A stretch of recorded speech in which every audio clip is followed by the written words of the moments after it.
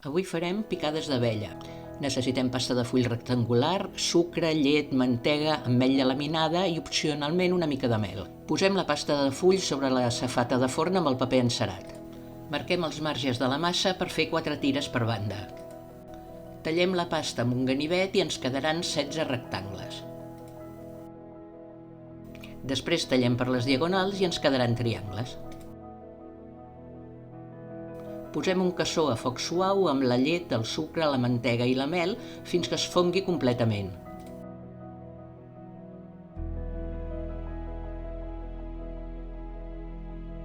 Pintem bé la massa amb aquesta preparació.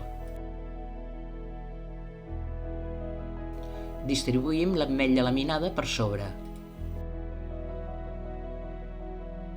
Pintem novament l'ametlla amb la resta de la preparació.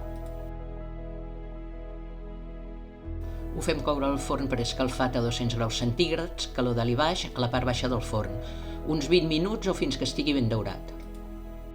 Ho deixem refredar una mica i separem els triangles encara tebis. Són ideals per acompanyar un cafè o un te.